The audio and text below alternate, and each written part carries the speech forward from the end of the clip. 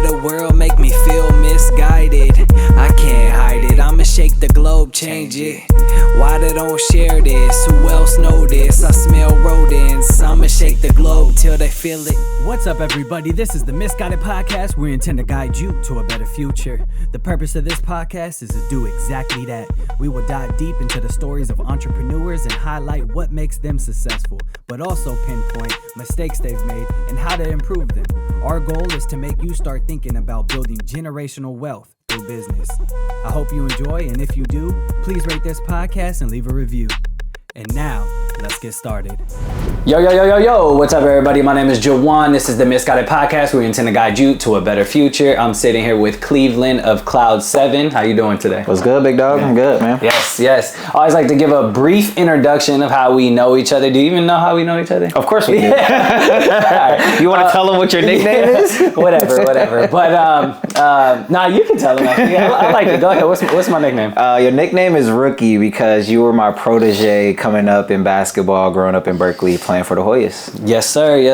So it's been a while since we've known each other, and we got into real estate together. Yep. There's a bunch of different stuff that we kind of connect mentally on, right? Yep. So entrepreneurship, ownership, and then definitely about the culture. Yep. So that's always been there, and I'm glad to be sitting here because I recently found out you started a new business, so we're going to talk about that today. Yeah. A cannabis, what would you say, delivery company. Yep. And so I'm very excited. You're the first. You're the first I've ever even talked about. We don't even smoke, so this is going to be interesting.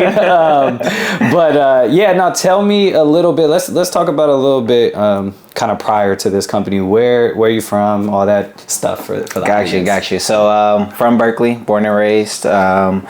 Grew up on Russell Street over at Yap. Very popular street in Berkeley, for those unaware, like the most popular street. And kind of just figured, one of the big things that I'm about is my history of how I got to the point of where I am now. I actually grew up homeless. A lot of people that grew up with me did not know that. For most of my elementary years, I actually lived outside of Yap. But that is part of my story, and I like it a lot because it's never where you start, it's always where you finish. You don't have power over the cards that you're dealt, but you do in terms of how you play them. Yeah. So that's always big for me. But I'm a Berkeley guy, Bay Area. I grew up all over the Bay Area, but Berkeley is where I feel that I'm from. I most identify with it. Facts. Most people identify me with Berkeley, but I grew up in Oakland, lived in the Contra Costa County, lived in Vallejo. So Bay Area guy through and through. When did you kind of feel comfortable sharing the story that you were homeless? Because I was also homeless during middle school and high school. Okay. For about 2-3 years on and off. And for me, it took a long time to actually feel comfortable to even say that, right? Like a lot of people didn't know. And so when did that emotion kind of like? When I had my son, 2 years ago, it was really eye-opening for me that he understands where we come from and that I'm comfortable in the skin that I'm in. Being a dad is crazy. Yeah. So learned a lot about myself in that journey. And it wasn't something that I wanted to hide. It was something that I wanted to bring more awareness to, because it is a huge problem, right?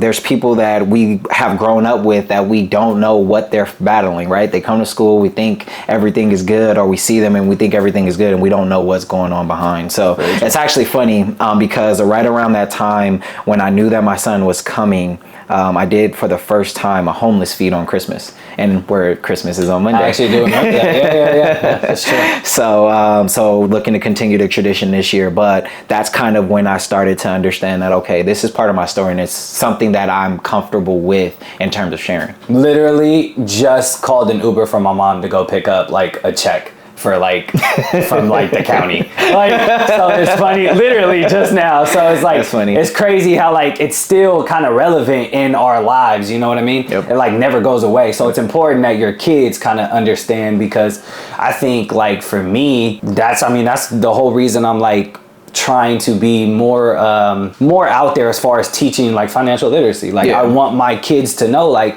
the dollar I'm about to hand you to go buy whatever candy, like, there's hard work that goes into it, right? Like, and I think that they need to understand at a young age how to work for it. And then, I mean, we know each other from basketball, but how'd you get into basketball? It's actually funny. So Willard, that's the middle school. So a lot of people don't know, I grew up in Berkeley, but for 3 years I lived in Vegas. I went to Vegas, came back. The school that I went to was Willard, even though I lived literally 4 blocks away from Longfellow. But because I came at like a weird time, registration, school was full, so I had to go to Willard. Willard's a better school. Willard's definitely a better school, 1000%. But so went to Willard, and I had, because I didn't know how to necessarily channel a lot of the things that was going on in my life, like coping, etc., like being uprooted from Vegas, being uprooted from here to go to Vegas, dealing with a lot of different things. I got in trouble a lot. So basketball had always been that thing to get away from, regardless if I was good or bad. Just whenever I was out there, I was away from everything else that I had to deal with at home. So I played basketball in Vegas. How old were you? This was 3rd, 4th grade. So however old you are, 8? like 6, 8, like 7, that. something like that. So played basketball out there. Like in my 6th grade year, I went to this middle school called Cashman Middle School. Were you the same height back then? No, I was a little bit shorter. I got you. Just a little bit. And it's actually funny. So my earliest memory from playing basketball in Vegas is this one specific basketball play. We were playing in like some summer league game or something like that. Like the summer before going to 6th grade as a middle schooler or whatever. And I was coming down the court, and I shot a 3, and somebody in the crowd said he's too small to make that shot, and that stuck with me my whole life. I came right back down and shot it again and made it. But that's always been my earliest memory of basketball, and kind of like my getaway from everything, because I'm a small guy. I've always been small. So at Willard, how I got into it was just, that's my escape, but I was buried at the end of the bench. Who was the coach? Coach DeAndre Thompson. He was. Yeah, he was. So when I got there, he was he head coach or assistant? He was head coach. He was head coach. He coached me 7th grade, I think. Yeah. So I was in the... No, he was the 8th I was grade. 6th. Yeah, you were in 6th grade. Yeah, and then you were 8th, right? Yeah, we were 8th grade. Yeah, so that's how I got into basketball, and then that's how I met my dad, Dave Manson. So that's who adopted me growing up, and from there, he's a prominent basketball coach in the area. And from there, it kind of just took off in terms of basketball, and that being like my passion and the thing that I wanted to do the most. If you don't mind talking about that, like because that's a huge thing to like just meet someone, 7th grade, 6th grade, and then, years later adopt, but like what was the connection that kind of brought you guys closer as a father figure and son figure? So besides him yelling at me all the time, right? He yelled at me this morning. I believe it. I believe it. Because I posted something. Oh yeah, sounds about right. He's like, I just had a meeting with you for 5 hours and you didn't say anything. Exactly, right? You didn't listen to nothing I said. Exactly. Find your why. Find your why. Exactly. So DeAndre's actually Dave Manson's son. So that was our head coach. And Coach Thompson, even though he didn't play me a lot, he saw something in me. But he was like, hey, he also like saw something in me on the personal side too, in terms of wanting to help my situation with where we were, etc. And he was just like, hey, I don't have the means, the time, the energy in order to take care of this kid, but I care about him a lot. So he asked his dad to step in, and then because Manson is all about hard work, are you willing to listen? Are you willing to be a sponge? And that's always been me. I've always wanted to learn as much as I possibly can about anything. It doesn't even matter if I'm like super interested, but when I'm super interested, I'm super sponge, right? So I wanted to soak up any information that I possibly could.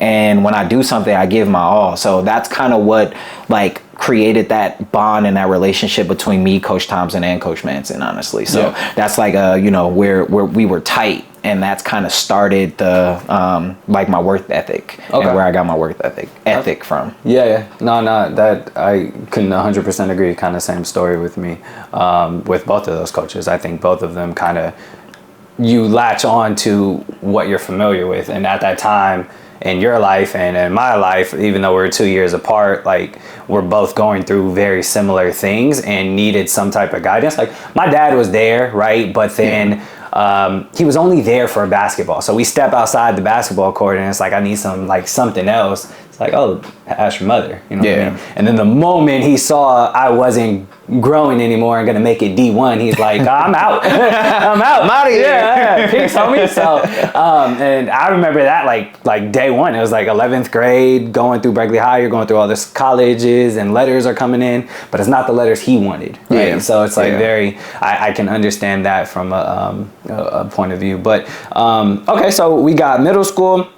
We got high school. Let's talk about college a little bit. What kind of made you want to go to the college you went to? What let's talk about that transition. So in high school, to get to college, high school, 11th grade year, my best friend, me and Eli, it's our year before our senior year. So we're panicking because we both haven't made VAR yet. We were on JV, which is technically embarrassing as an 11th grader, right? Yes. Going into our senior year, and we both kind of felt there was a lot of fucking 11th graders on JV. It was a lot. Everyone was It was so bad that when we were sophomores, we went undefeated. Went 32-0. Yeah, I forgot. Yeah, you guys were sophomores undefeated, and then there were like 11th graders on JV or some shit like that. Yeah, it was crazy. Yeah. It was crazy. But Berkeley High is a big school. It's like for 4,000 or 5,000 kids. So you're going to get the cream of the crop, especially back then. We had a squad. Yeah. To be honest. So we had a crazy squad. Yeah. Super surprised they didn't win state. Yeah. So we were both panicking a little bit, like, okay, we want this, we want to go to college, we understand that we have to play varsity at some level in order to kind of get the looks that we wanted. So we both decided that, and Manson was instrumental in this too, we both decided that we were going to go to prep school. So Eli's like the first person that I met at Willard. We were both the same in terms of, hardworking and love basketball. So we became super tight. His prep school actually took him to Philly. Mine took me to Portland. So I went to Portland prep school up in Portland and played my senior year. Now, the difference of how I got to college is that I was technically supposed to do my senior year twice. So I was supposed to get a 5th year of high school because I was reclassifying as a junior. That never actually happened. So the coach. So originally you would play 2 years as a senior at that prep school. Exactly. Right? Technically that's how it's supposed to work. That's how it works now. Yeah. But the coach kind of fed me and Manson some lies there. So I think in February, right when we were about to approach like playoffs and everything, he was like, hey, they're not going to approve your second year, so this is your senior year. So I didn't find out until freaking midway February. Like when we're about to go play playoffs. Not even midway. You're like, so I still hadn't even talked to colleges at all because I'm thinking that I have 2 years. So after that, we lost like the first or second round in the Portland 6A playoffs, who I played against Jordan Tibbett, who was supposed to be the next like LeBron James. He kind of fell off the face of earth a little bit. Like it never happened, but up there it was big. Some other guys that played up there was Terrence Jones, Terrence Ross. They went to Jefferson. Nice. Nick Johnson, who went to Jesuit, which was down the street. Was it in Saline? Where was it? No, it was Portland, Oregon. Okay. Cool. So after we lose, it's kind of like, oh crap, college. I didn't think about college at all. What happens now? So luckily I had all the credits that I needed from Berkeley High and technically to convert my senior year into my senior year. So I just applied to a JC, went to a junior college up in College of the Redwoods. That was and it was because of basketball, right? It was late. They needed a point guard. So did my freshman year of college up there with Shaq, my brother. We went up there, had a good time, and then I actually got semi scholarship to go to NAIA/D2 Fresno Pacific, and it was good because my wife was actually at Fresno State. So I was like, he's been in love with forever. So it worked out perfect. In terms of that, so I went there. I didn't necessarily connect with the coach once I got there. I'm a tenacious defender. Yeah. Like I sent them my game tape, so it's like, hey, you know what you're getting, right? Yeah. Like it's not anything of surprise. Yeah. We played in zone that I could never get down. What, like 3-2 or no, it was a random MOBA. 1-3? It was 1-1-2-1 or something like Yeah, that. And like the spacing, because college court is so much bigger. Yeah. Like in order to get from like, so my responsibility was wing up. They had you so at the top one? The top one. Yeah. So, but anything in terms of a pass. So what happens is point guard, if they're initiating at the top, you have to put pressure on the ball, right? Yeah. Pressure on the ball, pressure the ball. If it passes to the wing, you have to get below the free throw line. Yep. Couldn't make it. Couldn't fight before, but as the pass is getting there, it's like an increase. I couldn't get there. I was like, bro, I don't know what I'm trying my absolute hardest. Were because you starting at that point? No. This was just in like learning, because I didn't even know what and this is where I kind of like failed. I didn't know that they were a zone team, that the coach was a zone team. Oh, you were never just like, looked. I need to go. Yeah, somewhere. It was more so like, hey, this is something that I'm interested in. I sent my game tape. They asked me to come out on a visit. Yeah. Looked perfect, right? So that was my fault for not doing my research. That's all good. But yeah, so like I just couldn't grasp that concept of getting under there. And I'm a pretty fast person, but it was tough. It was definitely What tough. do you think besides height and besides maybe not knowing exactly what the college system was as far as their gameplay, what do you think in basketball kind of was like held you back a little bit as far, because you were coachable. Obviously he drilled that into us, like that's not a problem, but that's a problem for a lot of people that come from our way, right? Is they're way more talented than us, way more, and they just can't be coached. So like, what do you think else? Were there any other things that kind of held you back? I would say that I didn't, when I got to college, I always was drilled and coached that if you put the work in, the results will come. And I've always saw that at every single level. Like the more time that I stayed after, the more results that I got on the court. I stopped seeing that happen in college because I wasn't able to get in the gym as much. So I'm not gonna blame anybody else.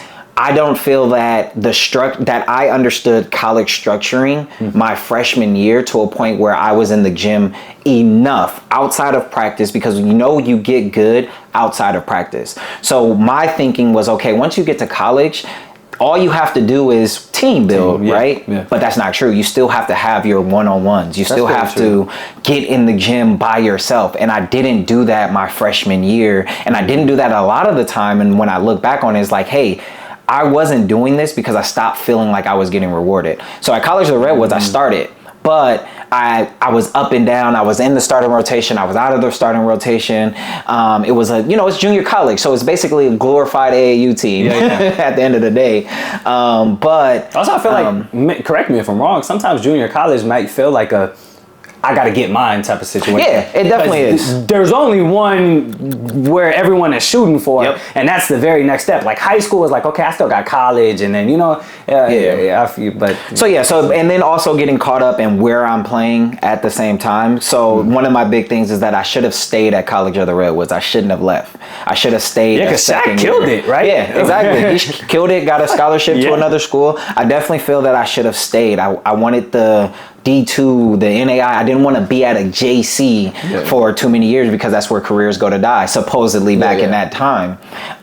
So just not having enough information, I feel like held me back. And once I kind of fell out of love with the politics of college basketball, etc., like I stopped seeing results. My sophomore year, December, my mom had a stroke. So from that point on as well, I was completely out of it.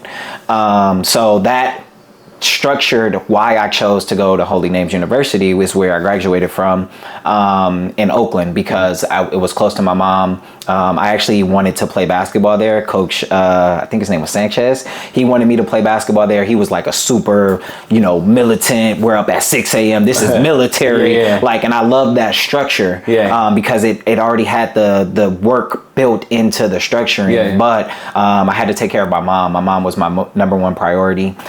So my sophomore year, 3 months into school, my mom had a stroke, and I kind of checked out from everything because I was, concerned about that because I'm a mama's boy, big mama's boy.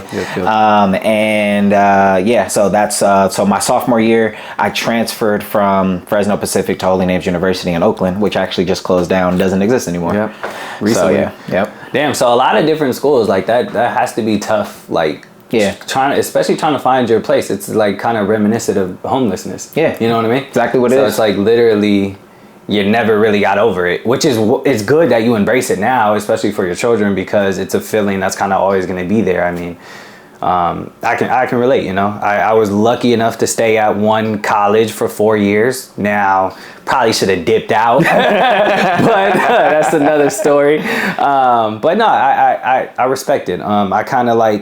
I agree with the struggles of when you get there, it's like not a I made it situation, but it's more of a relaxed, like, damn, I actually made it to college for basketball. Yeah. Like, you know what I mean? Yeah. So like, I don't have to take the foot off my pedal, but like I can ease up a little bit. Yeah. You know what I mean? So it's like, all right, I got here. Now let me kind of figure out this system. I think it's very crucial for like the young players now is to really pick a system that is good for you. Yep. Like, don't listen to me. This is not financial advice, but whatever the school teaches you academic wise, don't worry about it. I think it's more of if you're going for basketball, I think it's more of the structure, like, because I didn't fit into the system of like that my coach was teaching me. And it was crazy because I was the only black player for the first 2 years, and it was a black coach. So I was like, oh, this is going to be fucking, I'm about to be the star player. Like, you know what I mean? Yeah, like, and it was literally the opposite. We had a really fucking good point guard in front of us, and in all transparency, me and him talked about it before we've hashed things out. He's a really good friend now, but I wish he was the mentor that I had from you. And so that really set me back in my journey, is because I come from a really good mentor. You, Eli, fucking Shaq. I mean, I knew Shaq like since middle school, right? So like, and then fucking Coach Manson. So I came from like the structured mentorship, and then just was like, oh, you're fresh meat. Like, nah, bro. You ain't taking my spot. Exactly, that's what it is. So it's just like, I'm gonna punk you every day, or like, and so I didn't have that, and we've already talked about it, and we're super cool now. But that's something I wish that would have helped me to take off my career. Yeah. Another thing, and I told Manson about this too, is at least from my perspective, I think it sets a lot of people back today, is playing above your age. I always fucking played above my age. I never played at my level besides freshman, which they didn't allow us to go up to JV at that time. And then I played on JV until the like halfway through the season and got moved up. Yeah. So it's like I never got to like play, even with Hoyas. Like, you guys were way older than me. Like Tomas Kufa were like my best friends. Like, what the fuck? Like, that makes no sense. So, and then obviously I'm not getting no playing time because like you guys are older, you guys deserve it, and you're more physically, so it makes sense. So like, I feel like that sets a lot of people back. It's like, oh, I gotta go play with like the 17-year-olds and I'm 15. Well, if you're not getting playing time, it definitely does. Yeah. So we always played up too. So like when we were every Hoya, if we were 14, we were playing in the 15s or 16s every single time, and that helped us because it helped us with the physicality of the game. It helped us with the speed of the game and everything else. But if you're not playing, you're not getting that experience. So absolutely. I think Gilbert Arenas was just talking about how your age being linked to your age and not your class. So an example would be, all right, the Heat rookie that came from UCLA. He's a 22, 21-year-old rookie, right? I think he's averaging like 14 points. Gilbert Arenas was like, yeah, it's great for a rookie, but you're 21. Let's look at the other guys that are 21. So he used Michael Carter-Williams as an example, right? Michael Carter-Williams was Rookie of the Year. However, he was an older rookie because I think he did 2 or 3 years at Syracuse, right?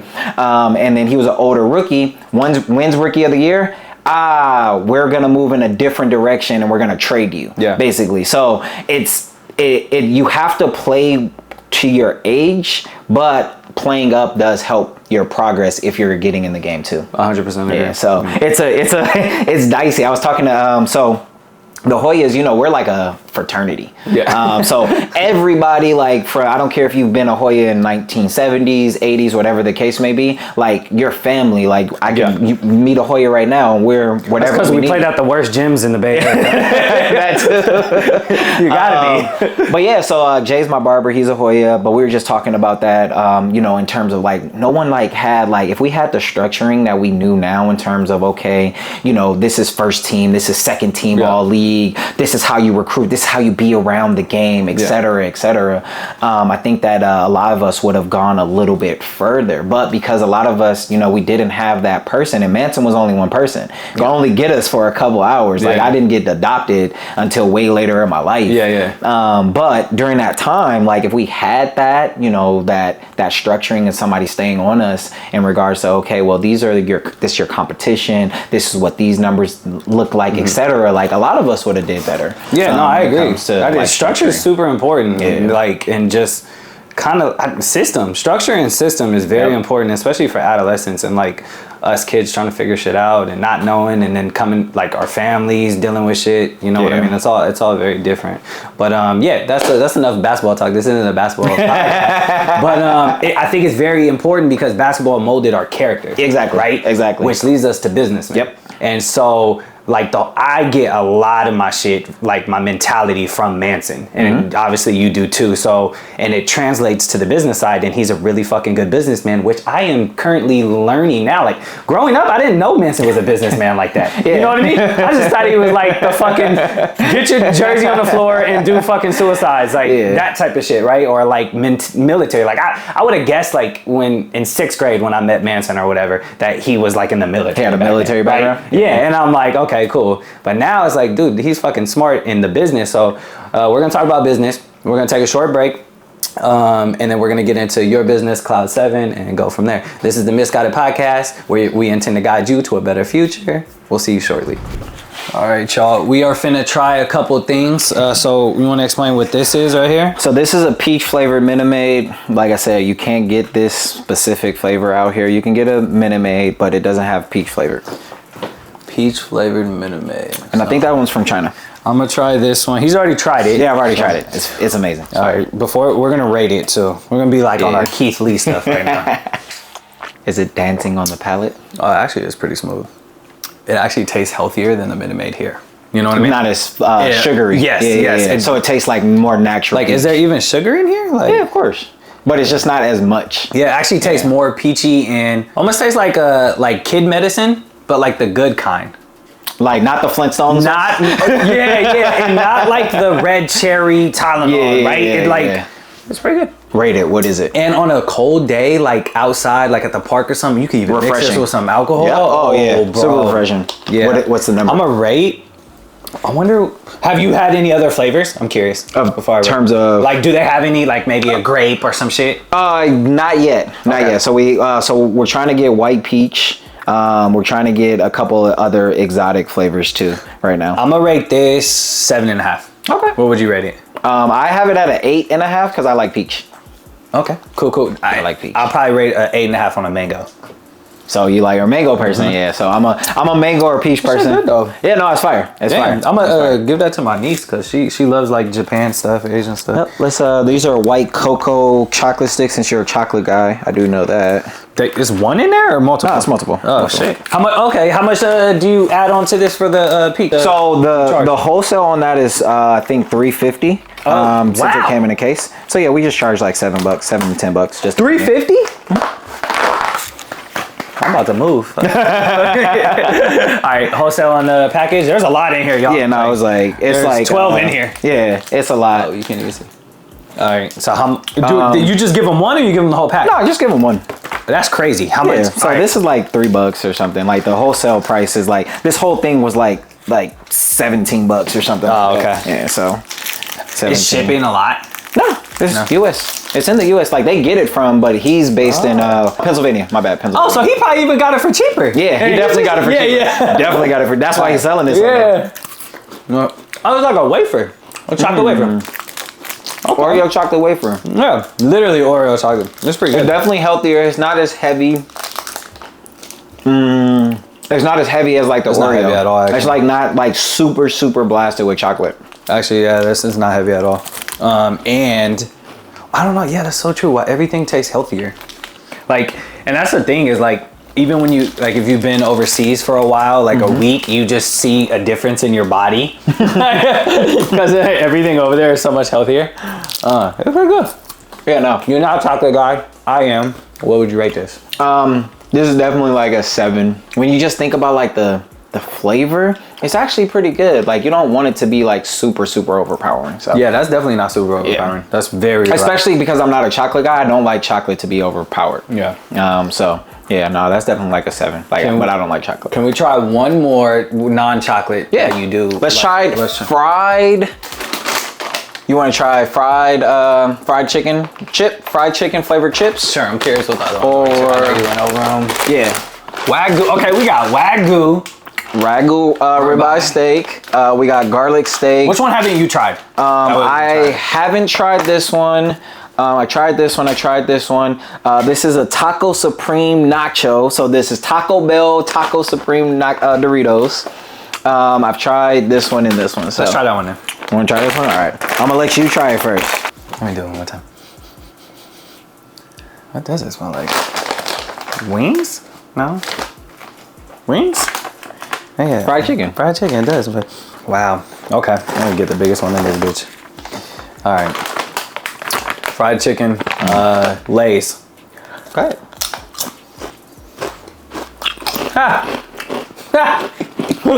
Literally tastes like we're eating the skin. The skin of the fried Yeah.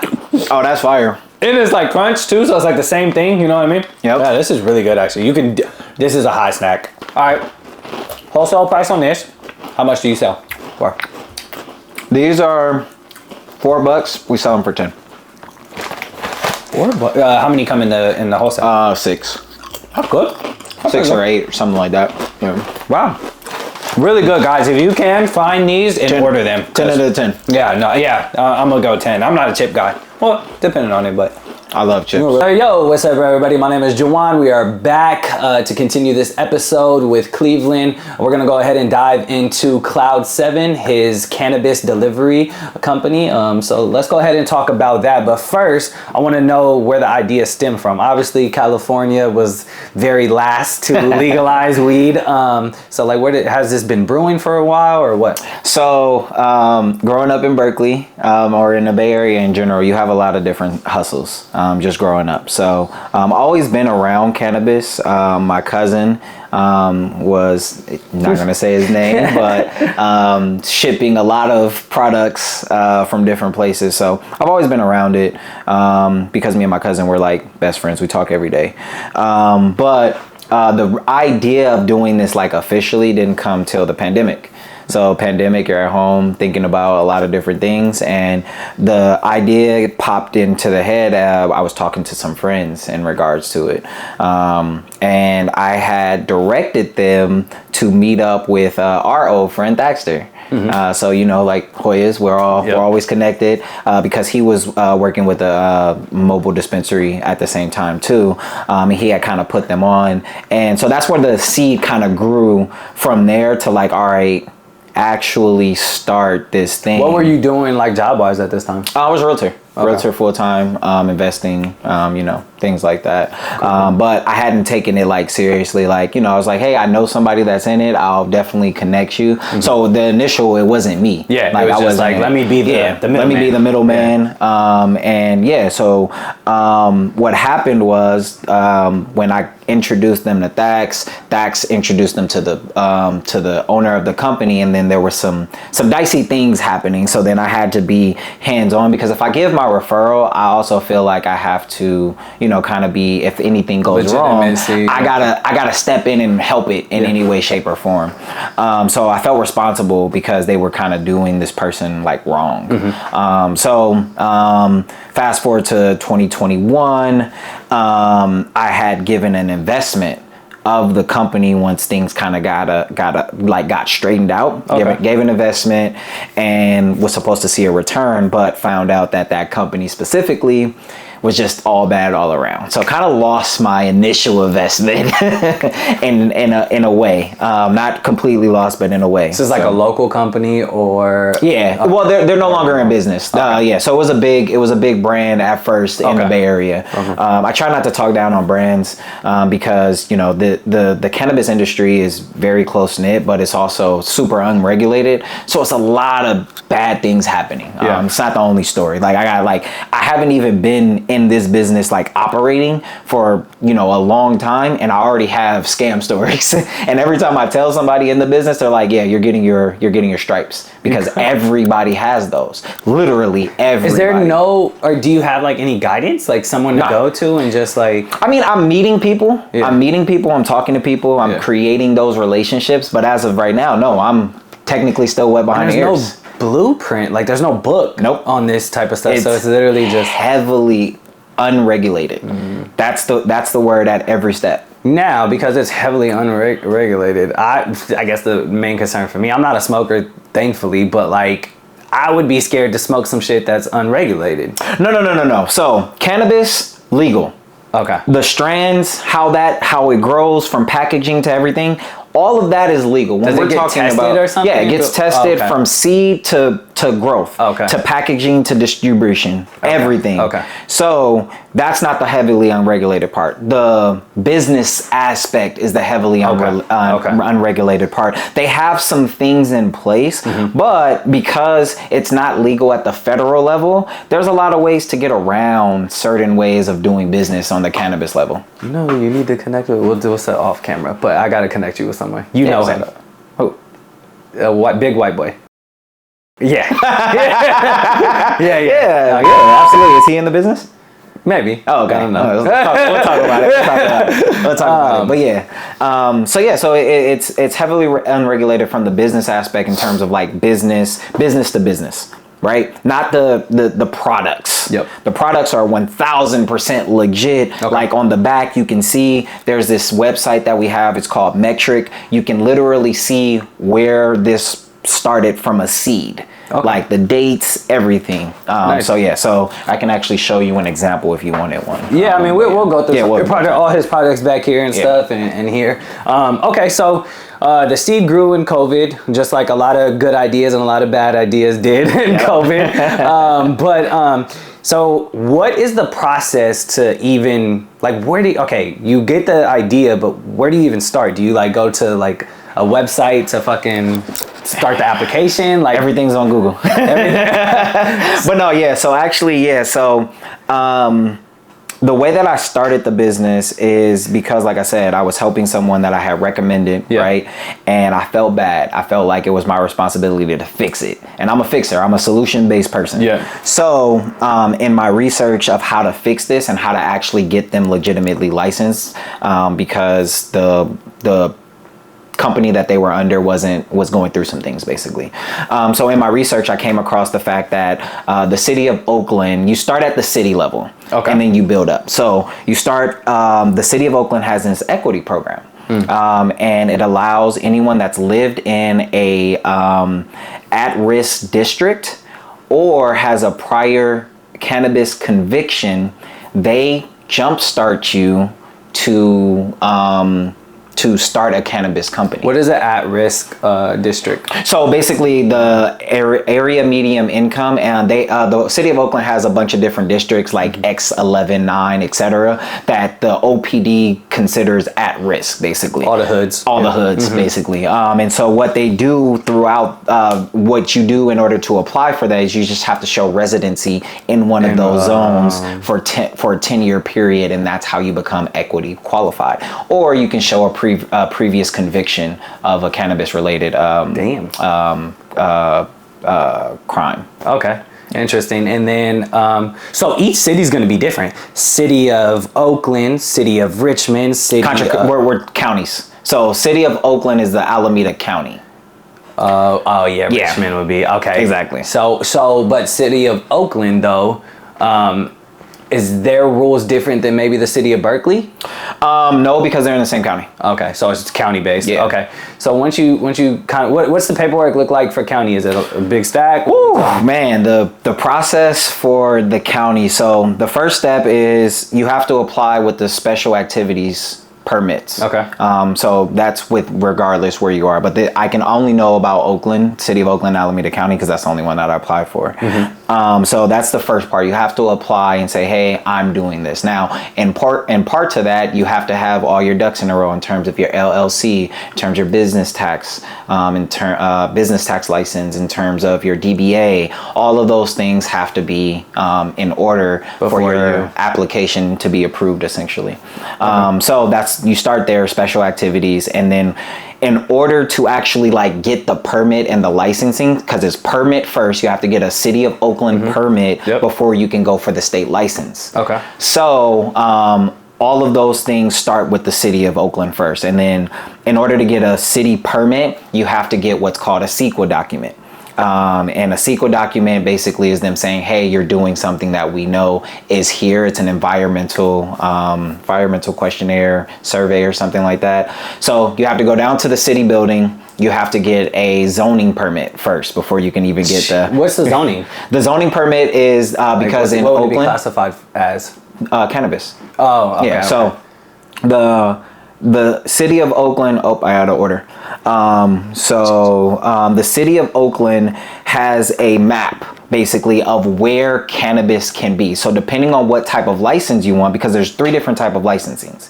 You can get a non-storefront license, you can get a storefront license, you can get a cultivation or distribution. Okay. So cultivating is you're growing it. And you can't do that like in downtown Oakland, essentially. No. There's places that you can, but they've zoned it out to where you can't be 300 feet within an apartment complex. You can't be within 600 feet of a school, things like that. So that's why you have to go down and get the permit before you can actually do anything. And before you can start that, you have to get a building. You have to lease a building. So you have to lease a building that's in the zoning. The special activities has to okay that address, and then you can go down to the city and get the zoning permit cleared. So the zoning permit is like $86. You basically put the application in. It takes like a month turnaround time for them to say, okay, you're good or you're not good, or whatever the case may be. So then Did you get denied at all? No, I didn't get denied, but it was delayed. taking it's the city. Yeah. How long does it take? So I started this process in September. I hit a couple bump roads. Of this year? Yeah. That's not that bad. Yeah, no. But remember, this has been an idea that I've been cultivating for a couple years, so I knew how to maneuver. A lot of people don't know how to maneuver when they're doing it, basically. Started at the beginning of September officially, when I got like my building and everything else, once I got my location. Hit a couple roadblocks. My license was issued in October. Of this year. That's 2 months ago. So 2 months. So if you know your stuff and you're on top of it, it could be within a month. It should have been a month. What was your biggest challenge when was it the paperwork? Was it finding the building? Because it has to be in a specific zone. Finding the building and pricing, because... Pricing on the building. Pricing on the rent. So I'm actually interested to hear this. Like, what was your lease like? Is it like a 5-year term? Because commercial buildings are like 5-10 years, or it is. So mine is a 5-year because I wanted it to be a 5-year. They wanted to give me 2. And the owner that I have is really, really cool. Mom and pop type of owner? No, like he has a bunch of different buildings, but he's a really, really cool dude. And I got really lucky because I got scammed at first too. Another scam that I had to go through. Nice.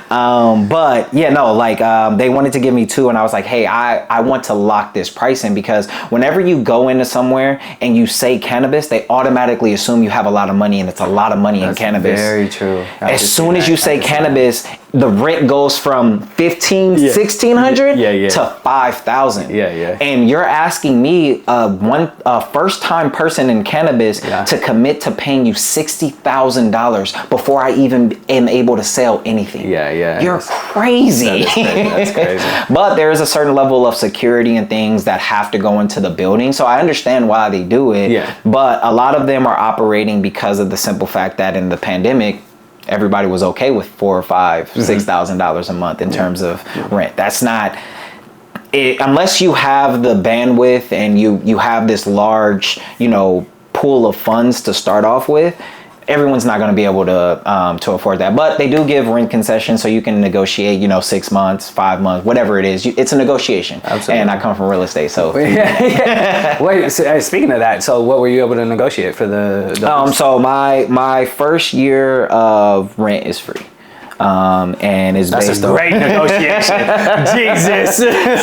But because I am the way that I am, I like to stay ahead. So I actually pay rent still. And so I negotiated that if I'm having sales, a part of it, then I'm gonna pay rent. Nice. And I'd rather save those months of free rent for when it's bad, because it's no point for me to gather up all this money in terms of the profit if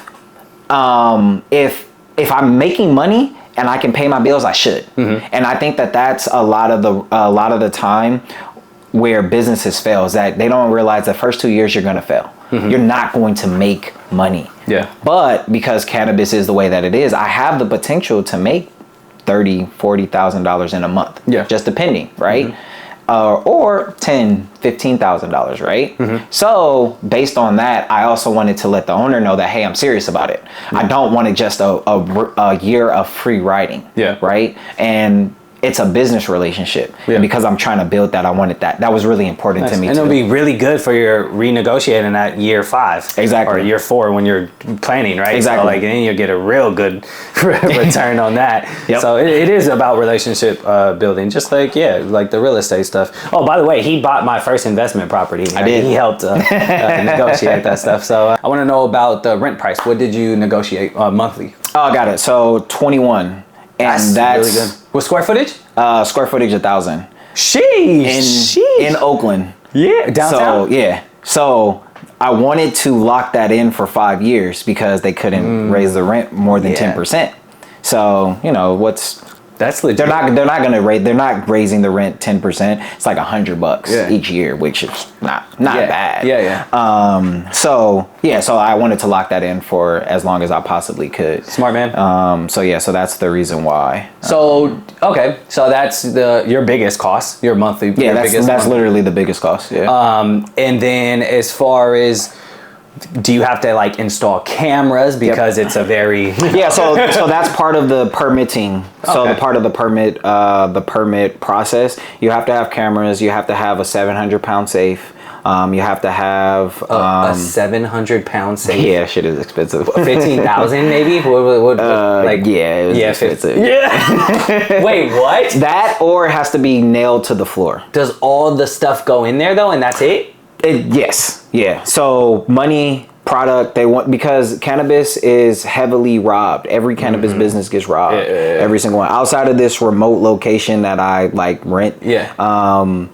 The OPD and other places, they want to deter. Right? You want to have as many deterrents as possible. So at the main hub, because we keep most of everything there outside of what's on the drivers at whatever time between deliveries before they come back, everything's there. So you want to deter them with as many possible layers. But everything else is, you have to pass fire, you have to pass plumbing, electrical. So so yours is not it's not like a storefront. No, it's not a storefront. Because there was 3 different ways you can do it. The growing one, the storefront, and then delivery. Delivery and distribution. Distribution. Yeah. So do you ever see yourself having a storefront?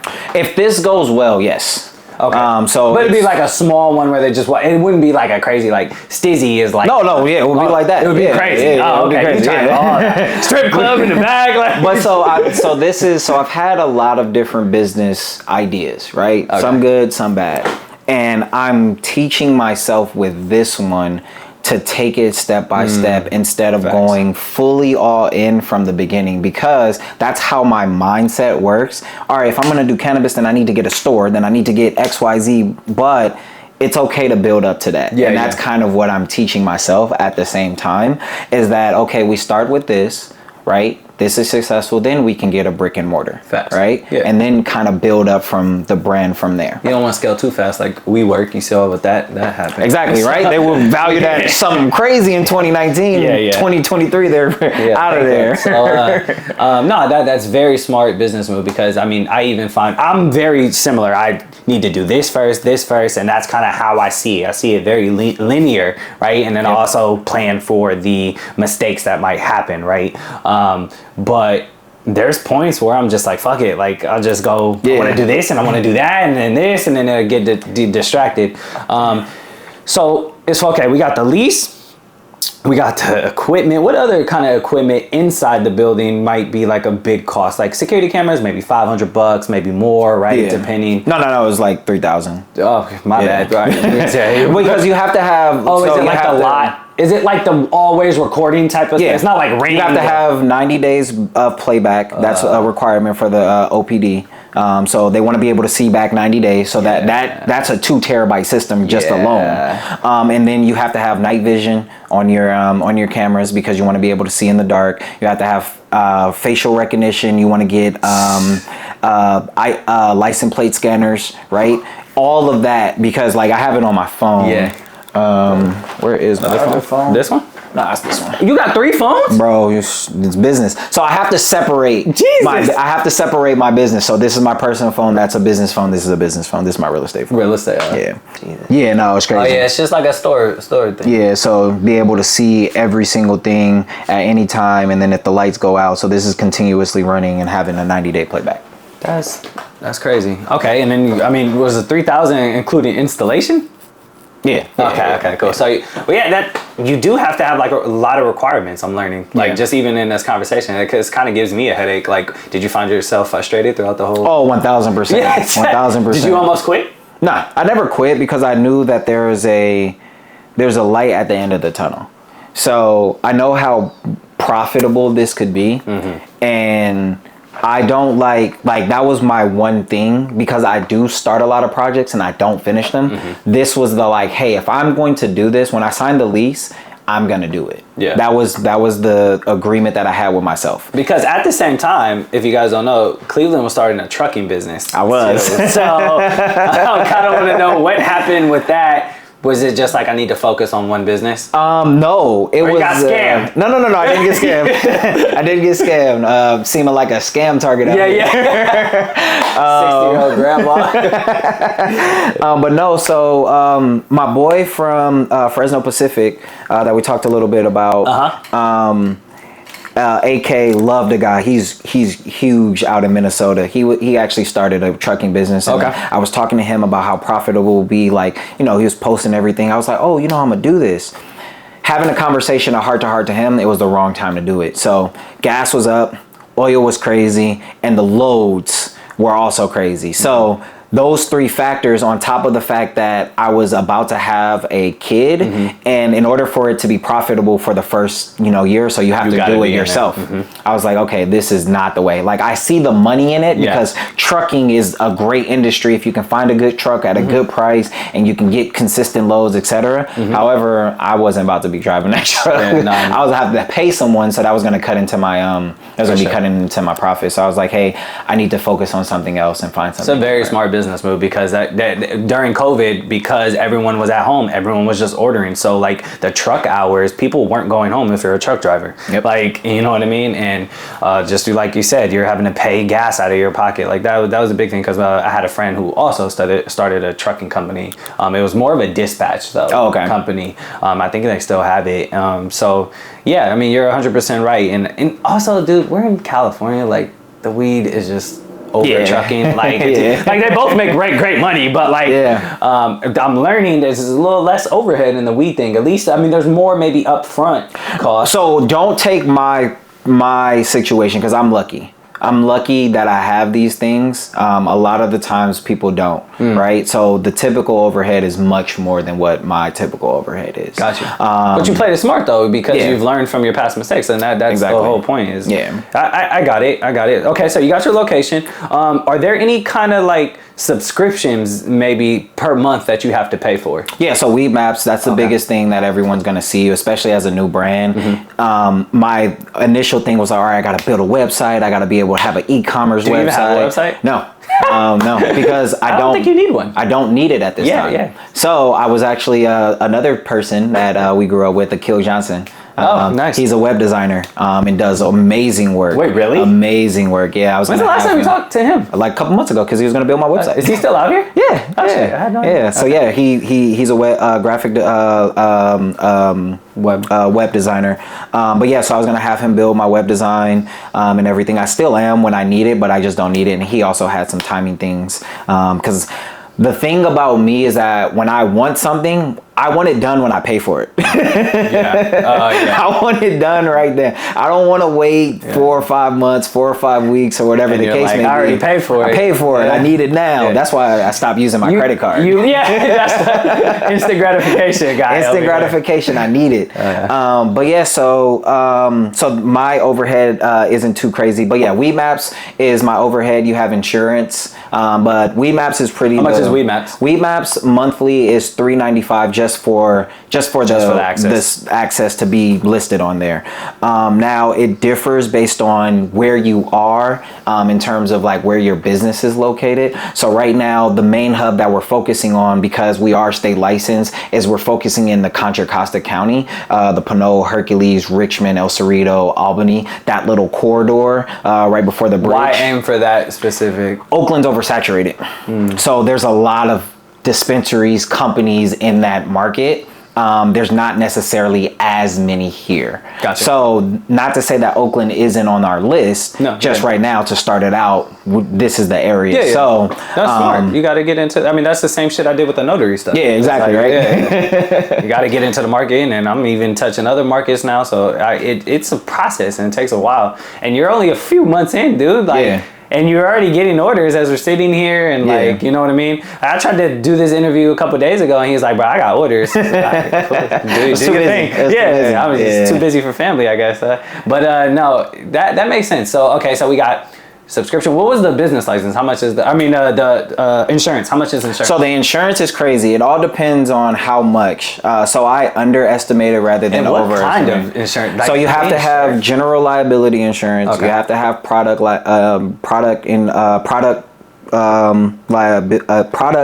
insurance. How do you get that? So they'll cover the cost if you get like robbed? Theft as well, and then income. So if your building ever gets burned down or broken into and you're not able to operate, you have to tell them a certain amount of income that you want covered during that time. So insurance right now is $5,000 a year.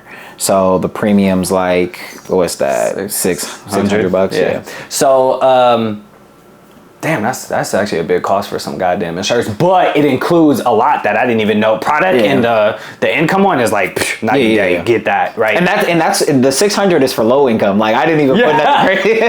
Like bro, just 30,000, man. Something simple. So damn, that's crazy. Okay, and who insures that? Like, is there a company that's specific to weed? No.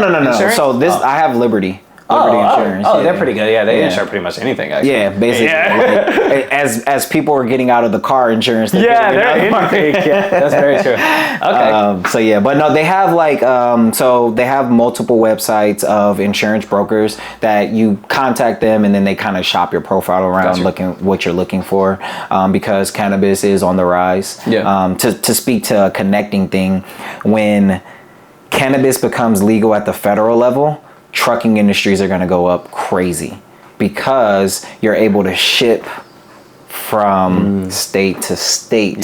So Stizzy right now is operating in multiple states. They're a big company, but Stizzy will be able to operate in so many more, but they will be able to have a low cost hub. They won't have to be physically in that state anymore.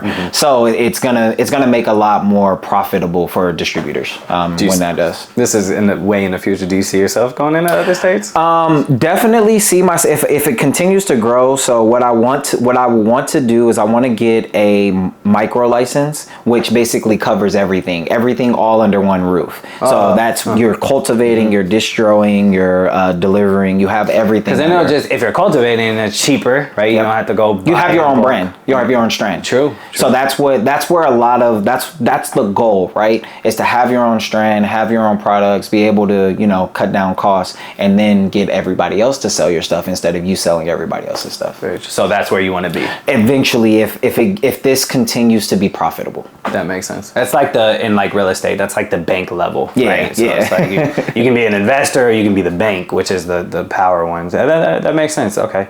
Okay, and then what's kind of, let's say, where do you see yourself in a year?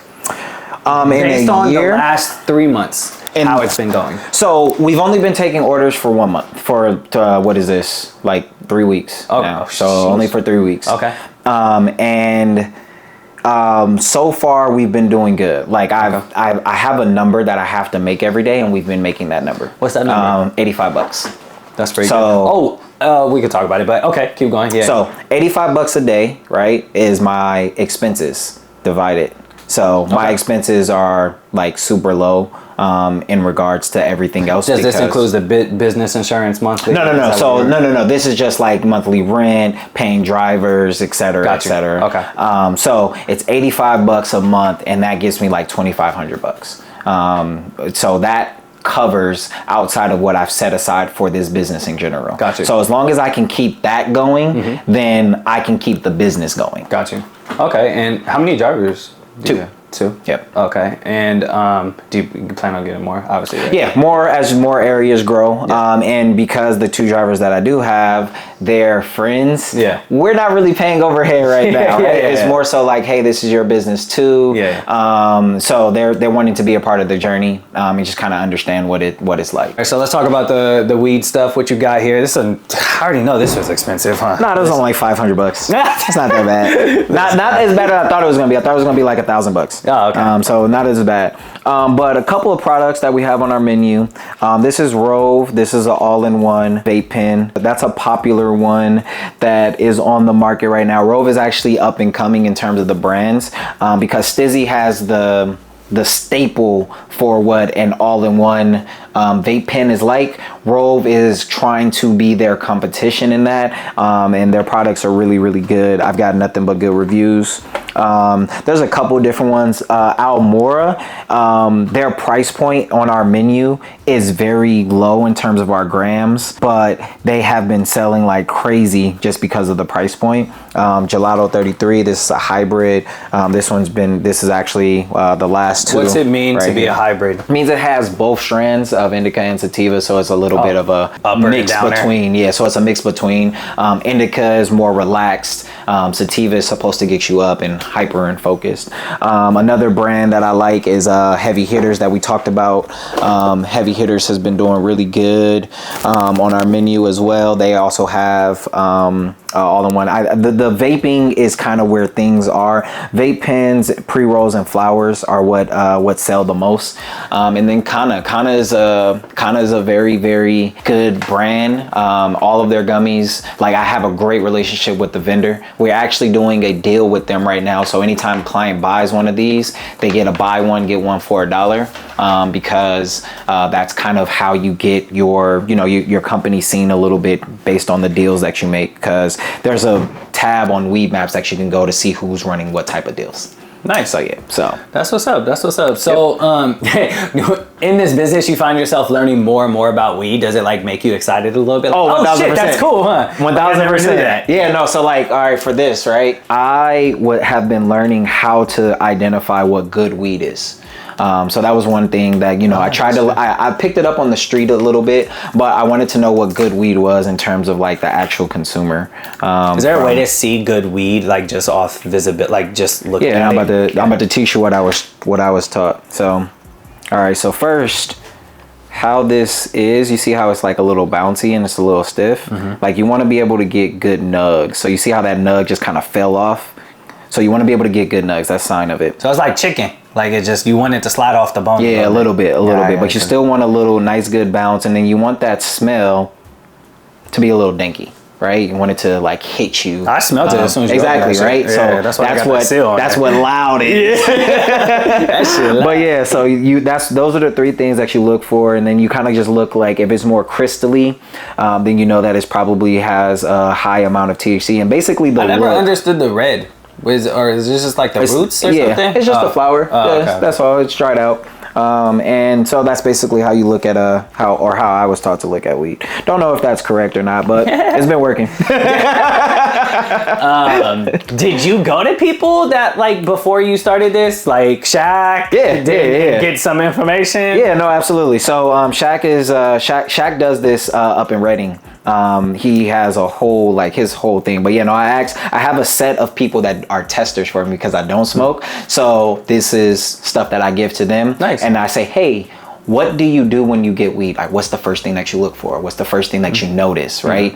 And so, some of them said, hey, it's the smell. The smell, if the smell's right, I'm buying it. I know that it's some fire, whatever. Like, I have a certain citrusy taste that I like, or lemony taste, and that's where the flavors come in, like gelato, like cherry lemon, etc., because you get a little bit of that taste whenever you smoke it, or whatever the case may be. So some people are taste people, some people are look and crystal people, because they know that has a certain level of THC that's going to get them to that place that they need to get to, that we like to call Cloud 7. And yeah, so that's kind of how I learned how to look at weed.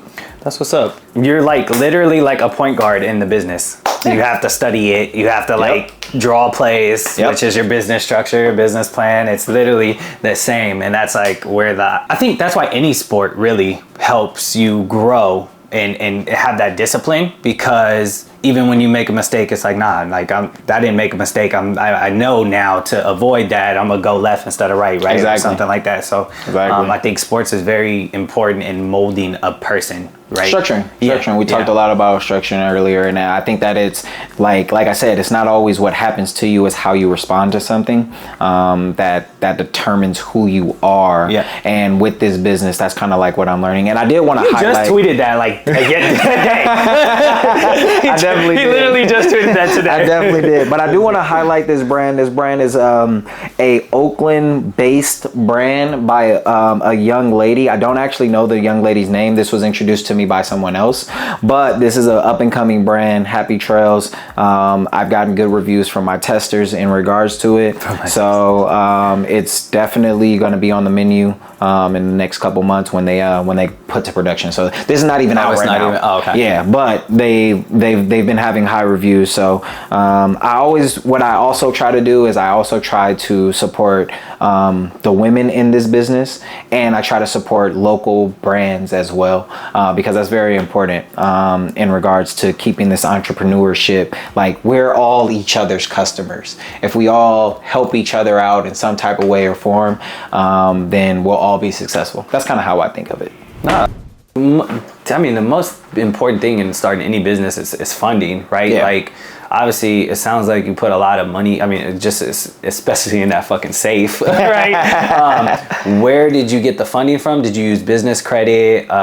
Did you save up from real estate? Like, what? So I have a personal fund, but a lot of this comes from the equity program. So the equity program actually provides funding. Wow. For each license that you get in terms of an equity, you have the availability up to $170,000. Yeah, it's crazy. It's crazy.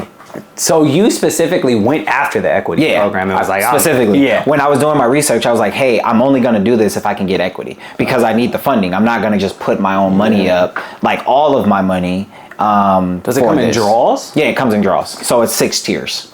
And what tier are you at right now? I'm at 1. So the first one, no matter what, because they don't want people to just come in and take the money and leave. So the first one is $15,000, no matter what happens, whatever. Luckily, that helped get, I got the building and everything. That was really went into like the product and like the cameras and like the small things. But yeah, so the safe, unfortunately, I had to get on myself. But I actually, I didn't get a 700-pound safe. I got like a 400-pound safe. Drilled into. And no. So this is one of the scam, the stories that I have. I'll tell you later. But I ended up, So you want to hear the full story of how it happened, or you? Yeah. All right, cool. All right, Yeah. so my initial place that I found, right, of the building that I'm in, initial place that I found, I went through the entire process. I went down to the city.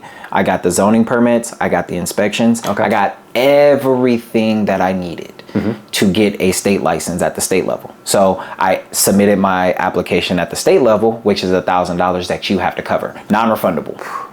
So this was this was the beginning of it, right? Okay. So through that process, I'm messaging them every day. Hey, what's going on? Approve it. I need this approved, because at the same time, the funding is going down. So I know that there's a deadline. Yeah. Because at the end of the year, everybody tries to get out all their money because they're doing, their reconciliation, their books and everything like that. So I'm like, hey, I got a short limited amount of time if I'm gonna be qualified for this first draw. So I'm calling them every single day.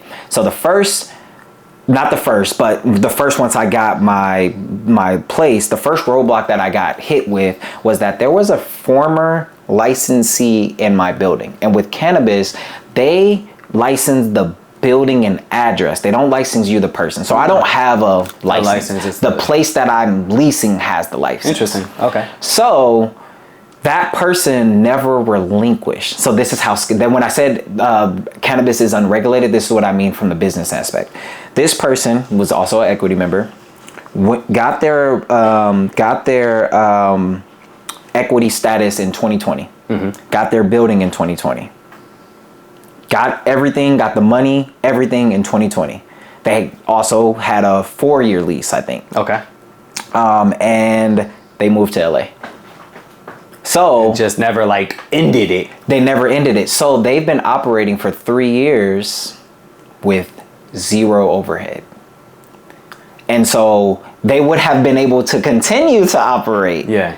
Had I not got that spot. Yeah. So if another cannabis person didn't get that spot, they would have been able to continue because they have the lease and everything. They have the proof with the state. That's crazy. So when my application came, the state is like, hey, we can't approve your application until the owner relinquishes all her product and everything in metric with this location. Now, damn. Why would you do that? Yeah. Why would you do that, right? Yeah. You've already got the equity money. You're operating with no overhead. You're down in LA. You signed the lease. You signed the lease. You got everything that you need. So now when the state reached out to them, that person emailed them back, was like, hey, I'm still operating here and I still have a lease here. So now me, my landlord, I'm telling my landlord. Wait, okay, but how does your landlord not know about this? What do you mean? Because the place you're leasing, you obviously were going to sign a new lease with the person. Yeah. And he already has a 4-year lease with the other person. No, that's the point. They had evicted that person, so they left. They abandoned it. Oh, remember, I said that they wasn't paying. They left. But she kept her weed license there. Yes. Oh, that's fucked up. Yeah. So that was the when I got my license, that was my first hiccup. So now I'm panicking, right? Because I know that there's a deadline. Yeah.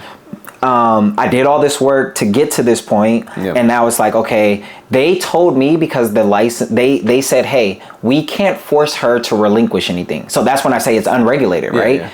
It's a civil matter. So now it became her versus the landlord. So luckily, there was another cannabis operator in the same building and he was leaving. So he literally just let me have everything. So the build out, his safe, some of his furniture, everything. I just had to get cameras. Yeah. So that's how I got.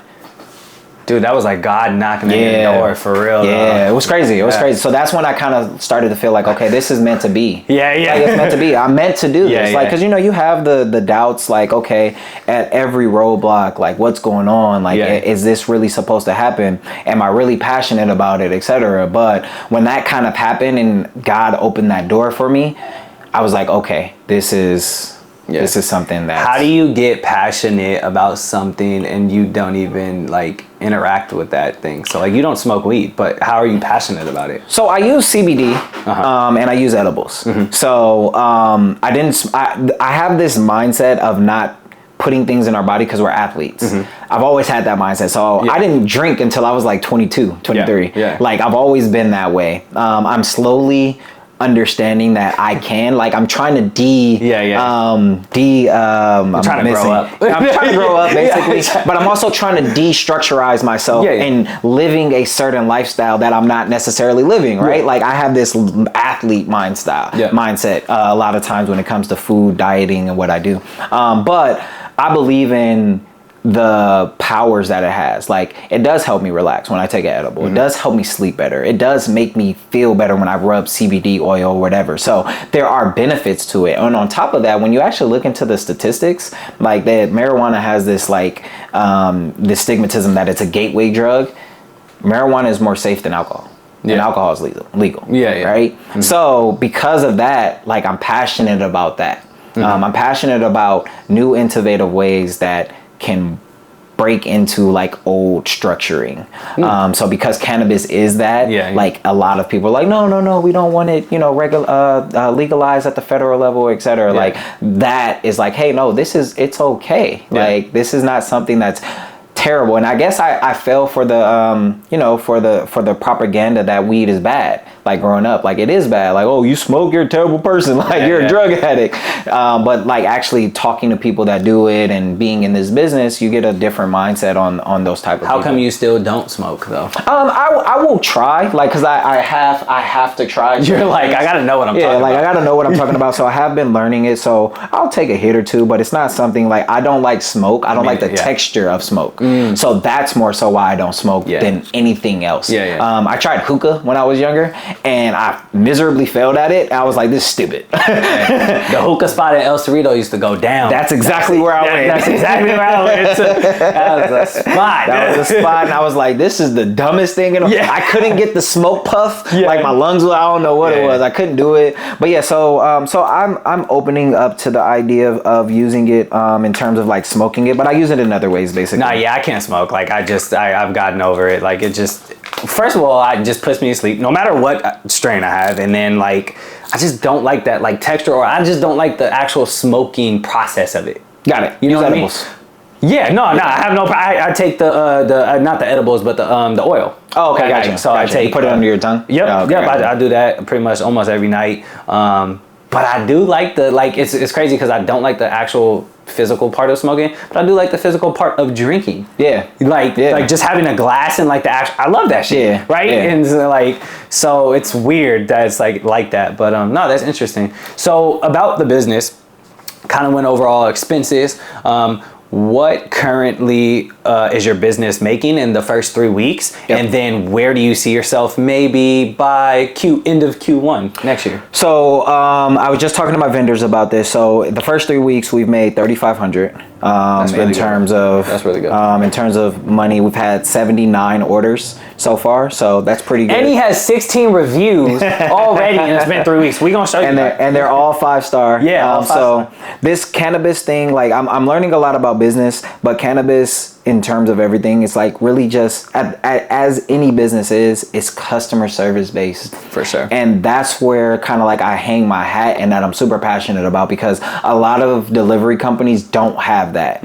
My goal is to be the Chick-fil-A of weed. I want every single employee that I have, I want them to brighten your day. I want them to be super nice. I want them to be someone that you feel like I'm not a bother to them. Like, I can help, I can bring problems to you. So every time I walk into Chick-fil-A, like, I walked into Chick-fil-A every time one person told me that they loved me. I was like, this is the best feeling ever. Like, I've never had that service before. Crazy. Like, oh, it was crazy, man. So so that's my ultimate, like, if I had a vision of where this goes, that's why I want to be the Chick-fil-A. I want everybody to have an amazing experience with Cloud 7. Do you think it's December, do you think by end of March you can be making 10,000? Like a month. A month. Oh, gross a month. Yeah, absolutely. So the thing is that with anything, your escape, like I talked about my escape earlier with basketball, you're gonna do it no matter what. For cannabis, if cannabis is your escape, I don't care what else is going on in your life, you're going to do it. Just like people that go to Starbucks every day, regardless of what their life is like, Starbucks is part of their life. And because Starbucks is part of their life, they're going to continue to use it, right? Cannabis is the exact same way. So product. that's where the product and reach. So yes, I absolutely think by the end of Q1, I think that by March we'll definitely have hit 10,000 in a month easily, because product, brand endorsements, promos, and it gets crazy on the back end in terms of what actually happens. And cannabis is really a family with these brands, man. It's not just I buy like a corner store. I just buy your product and then I sell it like Doritos. Like, no, like these brands, they help. They understand that they can't sell if you're not selling too. So like, I was just having a conversation with one of my vendors, and I was like, hey, your products aren't moving the way that we thought that they would. What can we do? He's like, hey, we do a 25% promotional, and then whatever you sell on the back end, we'll put that credit, that 25% that the customers don't pay and they're getting that promotion off, we'll put that on your next order, so then you can use that to get more of our brand. So now the customer's winning, I'm winning, the brand's winning. And as long as that close-knit relationship exists, you can't necessarily fail as long as you're doing your part and you're trying and you're being honest, not necessarily just trying to get over on the brands. Yeah, no, that makes sense. I think really any business, it's kind of like that, where it's relationship building. And I always try and correct people of like when they're like, oh, I'm going to become an entrepreneur, I'm going to own a business and I'm going to be not stress-free because they already know that, but I'm going to be like my own boss. Yeah. And it's like, no, the customers are your boss. You're not your own boss. Not at all. You're like literally on the end of the totem pole, because if you are your own boss, your reviews, I mean, we're going to see in a minute, we'll pull it up, but like going on Weed Maps, there's people who have been in the business way longer than you, have way more reviews, but they're like 3.7 stars, right? Yeah. And I like that you focus on customer service, because that's exactly what I do. Like anytime I give a business consultation or I'm coaching someone, whether it's notary or just any business, like it's like, dude, your reviews are your whole business. Yep. Like you see how fast I grew that notary business. We started at the same time. And I'm the most reviewed person in the whole county. Yeah. So it's like, that's the structure of my business. That's why I get repeat business. I don't like, there's times I don't even have to pick up the phone, but I know they'll call back because they want me, right? Yep, exactly. So I think that's very important in any business, and I love to see it. And also I love to see the passion. Like it's real cool to see the passion that you have in it, you know what I mean? Because like I find myself even starting businesses, I'm like, do I really this? Yeah, like what is the money cool? Like, you know what I mean? Yeah. Like, and I'm very passionate about the notary business now, and I had no idea what it was 4 years ago. I had no idea what a notary was. Like, yeah, that's crazy. Like, and I love this shit. I had one of my homies take your class, and she was like, "This is the best ever." Yeah. It was like I learned so much, and like, so you're definitely that way. It's super cool. And I think that a lot of people miss that part of at the end of the day, those are the people that are buying whatever you're selling. The consumers are the most important part, and if you ever kind of lose your way on that, like you get so big that it doesn't matter, and a lot of brands do, but I don't want that. Like a lot of the times, do I want Chick-fil-A? No, I just want to be treated nice. Well, that leads me to like, I think it's a great way to kind of wrap up this, but it leads me to a business is like people are gonna go and buy from you because of you. Exactly. It doesn't matter what your product is. I bet if his customer service 30 reviews in 1 month and he's selling that product that's not moving, I'm sure he'll offlift it because like one, that brand, that product creation, that deal that you did 25% off, like that's gonna jumpstart it, right? And he's building relationships. But then his customer service, he might pull up with a different product that he ordered and be like, hey, I got this other product, like it's exclusive or this discount or whatever, you should just try it here, it's on me. Right? Like customer service. And then they're gonna call back and like, let me make sure I order from Cloud 7, right? Yeah, exactly. So I think that's really cool. Like I had an instance, and we'll wrap it up, but I had an instance recently, man, it actually kind of like hurt me inside a little bit. But I had a client that I did a loan signing, and I hate loan signings. They're long. I fucking hate them. They're terrible money. Like I could get paid way more for just a 15-minute thing.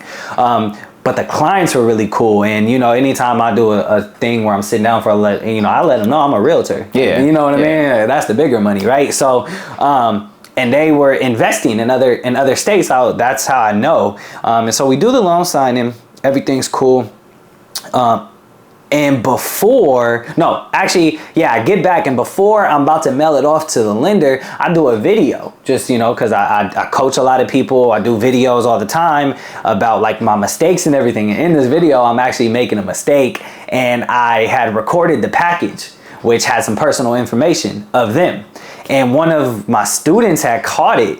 And thankfully she caught it, and we got it all figured out because the information was online on TikTok, and it had been less than 24 hours, and my TikTok, one video will go super viral. Yeah. So at this time, we're talking thousands of reviews, and this dude's personal information's online. Oh, right? Man, yeah. And so, and of course it's that video. Yeah, of course, but the 5 videos before, you got, yeah. And I'm like, oh shit. So took it down immediately from everywhere.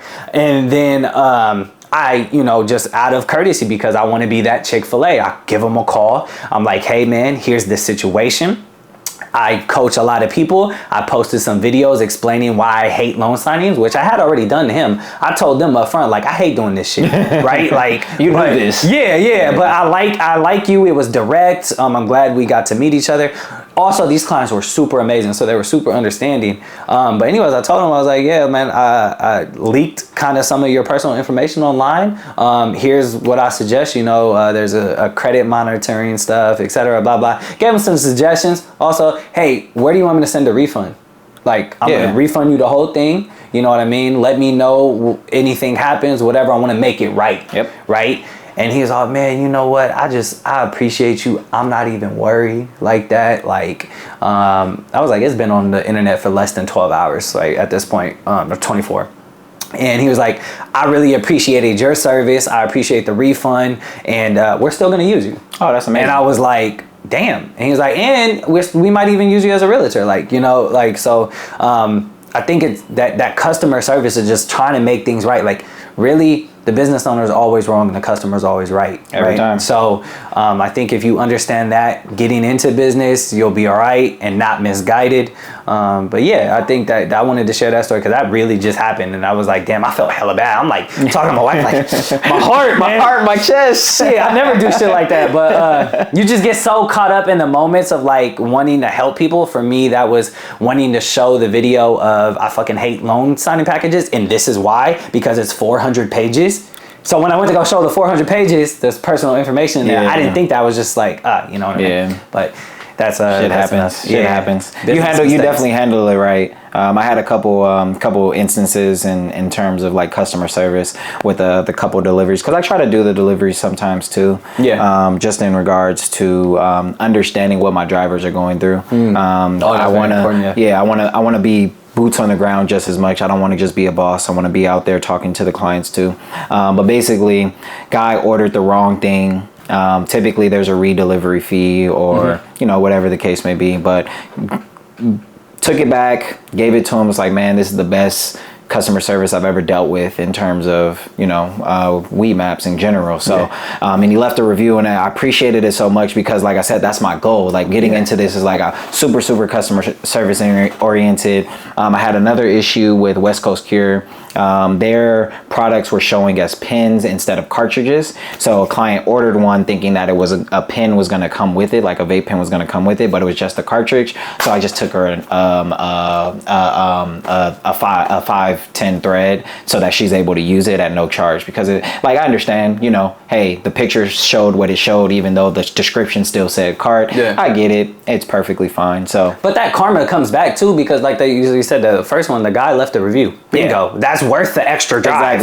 Fuck the fee, right? And then the other one is, now he said that you were the best customer service on Weed Map, so guess where he's gonna go next? That's who I delivered to earlier. That's why you were like, let me go do this. Yeah, let me just go get this real quick, get it out the way. So yeah, that's the one that I did earlier. Right. But yeah, no, it's you have to stay grounded in that. In regards to like just being an entrepreneur, like, you just got to know that the first 2 years, even for me in my mind, like, I understand that it's very possible that I can make a lot of money these first couple months, but these first couple months isn't necessarily about the money. It's really about just building the brand and building the type of foundation that I want to have with the customers. So most definitely. No, this is a great interview, man. And I learned a lot about the weed system. I mean, I learned a lot. You know, I actually didn't even smoke weed until after college for the very, very first time ever. Like, I was like 24 years old. That was the first time I ever smoked. The first time I used THC, I was like 30. Yeah. That's so crazy. that was the first time. Yeah. It's been a while. We're grown-ups now, man. Now we're adults, you know, we can do it. It's okay. So we pay basically, if I get an order, we go log into our Chase account and then we go to new sale basically. So if it's $85, I can charge them $85. Now we have a policy that if you do use credit card or debit card, there's a 4%. They pay the fee. We got to push it off to them. So I have a couple options of how I can get this checked out. If it's in person, you can tap to pay, which is basically you just tapping your debit card on my phone right here. And it's nice and simple. So that way we protect your information. I never have it. The drivers never have it. Nobody ever has your information. I think that's also important too. We can do it that way. Or if they want like a super fast delivery, like they want to pay before we get there, we can send them a payment link and they can do it themselves before we even get there. Yeah. And then we can go and look. And this is on all of the drivers' iPads. And then we can go and look at payment links and say, okay, did you pay? If you paid beforehand, we already know, hey, it's perfectly fine. And then, kind of go from there. Nice. So you can see all of the products up there. All of the products are brand verified, which basically means you can search them from seed to distribution, right? This is kind of what you see. You can search whatever product that you like: vape pens, flower, edibles, pre-rolls, beverages, and concentrates. Here is our reviews if you want to get in there. So we have 16 so far in the first 3 weeks. Now, what about like, you know how Yelp has like special features where you can pay an extra amount to be sponsored, right? Same thing with Google. Does Weed Maps have the same thing? Yeah, so basically that's what it is. So right here, right? So if you go to Weed Maps, this is just a homepage. So we're paying for this spot right here. So we're the number 4 listed delivery company. That's clutch. So and under here you can see delivery services. Exactly, in the area based on where you're putting. So yeah. But if you guys look, we got 3.7. Obviously that one has a lot, but 4.4, 3.4 still has a lot. He's customer service. So this one has been around for a while and they have 17, so we're right behind them. Yeah. But a lot of these other reviews, like the 310, like, cause I do a lot of competition market research. Okay. A lot of these reviews are from a long time ago. Like if you go into here and you see and you go to their reviews, you can go to newest. And their newest is 6 days ago. Hey, right? Oh my God. And this was like 2 months ago. Yeah. So it's a lot, but it comes with the longevity. Like one of the big things is that any 1-star review that I get, I want to personally review that. If it's not 5-star, I want to see how we can make it 5-star. Yeah. Because I think that that's really, really, really important. Because when I used to use Weed Maps for my edibles, literally all I would just go to is figure out which one was the top. Yeah. And then another good marketing thing is that I know that, hey, Taste, you have a $50 minimum. This one, you have a $40 minimum. So how do I undercut the competition? We go 30. You have to study other businesses. Yep. That's exactly what I did, man. A lot of tips and tricks. Yeah. Exactly. And then so you see this little tag right here, full ounce. So this is something else that you can potentially, this is called a deal. This is from the deals tab. This is something else that you can pay for in order to kind of market whatever deal you have. So right now they're having a full ounce for $100, which is pretty good because it's probably some like top tier premium flower for $100. That's kind of what I do in my downtime. Is I'm looking for more ways to be a little bit more competitive and kind of going from there. So do you have a Google page? Nope, not yet. So this is all new. We're all still figuring everything out, what works, what doesn't work. But yeah, so that the Google page comes along with when I get the e-commerce. Because right now the Google page would need an address. We don't have one. Like in well, terms not of necessarily, you don't. not where we're marketing for customers to go. Yeah, and you don't want your Google address to be. You don't want anyone to know where your main hub is because that's how you get robbed. Yes, sir. Yes, sir. So tell me how you kind of structured your products. Like, how did you just look and study what your competitors were doing and seeing what their most popular ones were? Like, how did you pick your products? So one, I knew some brands that were pretty good, but I also use this tab right here, the featured brands. Featured brands is these 5 right here. Are paying for this promotional spot right here. So Stizzy is like the biggest brand in the Bay Area. Everybody knows about Stizzy. West Coast Cure, I have them on my menu. Wild is one of the best gummies. I think it's Wild and Kana. Those are like the 2 that kind of like fight it out for each other. I haven't ever used YOLO gummies before or heard of them before, but they are on the rise. Obviously, they're trying to market. But I use this tab because based on my area, it tells me what people are buying. So I wanted to make sure that the things that I had on my menu were things that people were going to buy. And so I wanted to have a strong foundation of recognizable brands, because at the end of the day, that's what I'm marketing. I'm marketing the ability to deliver the brands that you want to you. So that was really the biggest thing right there. That I wanted to do. So that's how I picked my first 5 or 6 brands.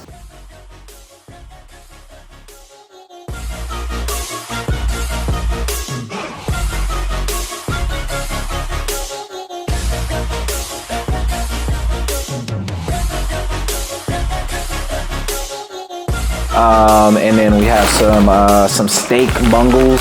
It's like a Cheetos brand. But yeah, like it's I'm a chips person, so I kind of cultivated this because I'm a snack person as well. But we have to do some rebranding because more people like the snacks in terms of like candy versus like the chips. So like this back here, this is our #1 seller. These chewy Skittles.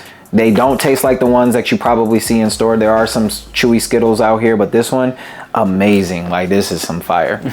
So we got the weed over here. Yep. Obviously, we know how you started that business. Yep. How the hell did you add this on? And is anyone else doing this? No. Not that I know of. So whenever I did a gummy or anything, I always got like the munchies. That's associated with THC, with weed, whatever, right? I was like, what can I do to separate myself from the delivery companies? Like, what's gonna be my niche outside of customer service, right? What can I add on? So when you order over a certain limit amount, you get access to this menu.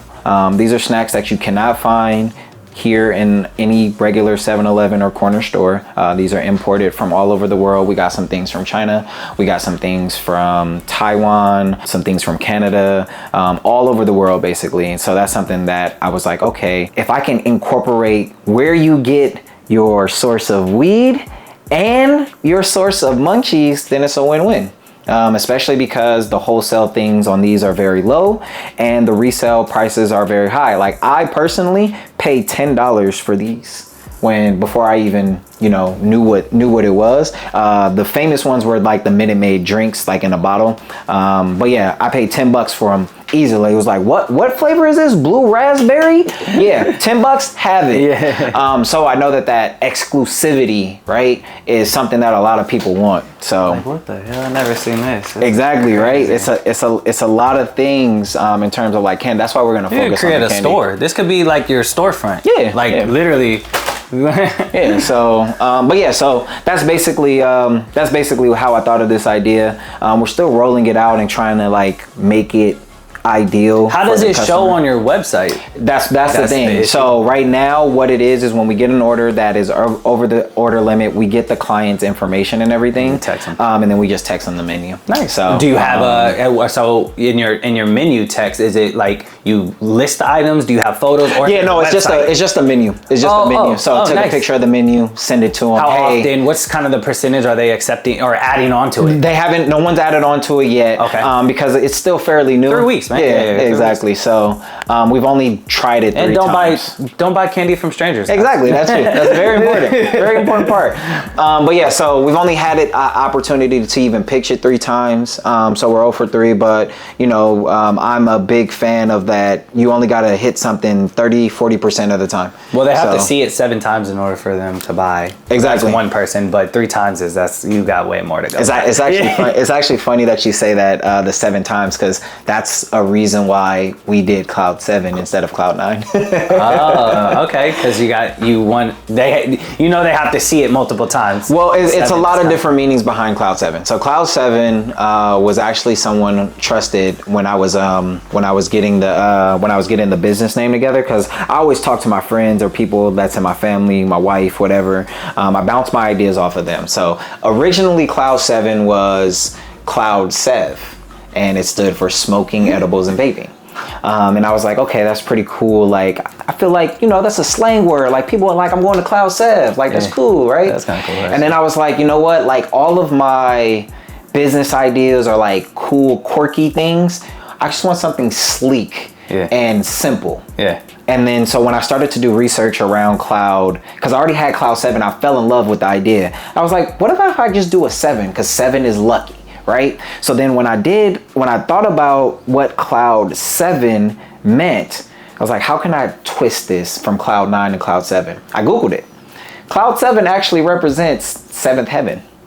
It's a euphoric state of pure happiness. Similar to Cloud 9, but Cloud 9 was basically birthed from Cloud 7 in a lot of different ways. So basically, if you've ever gone on a stretch of life where everything went right for you, like you were happy, business was going right, every single thing that possibly could have gone right went right, that's what Cloud 7 is. It's that feeling of luckiness, happiness, euphoricness, whatever it is, right? So it's weed. That's basically. But sometimes weed necessarily isn't to get high. It's more to relax. Yeah. Right? Very true. It's whatever your definition of euphoric is, because your definition of euphoric isn't my definition of euphoric.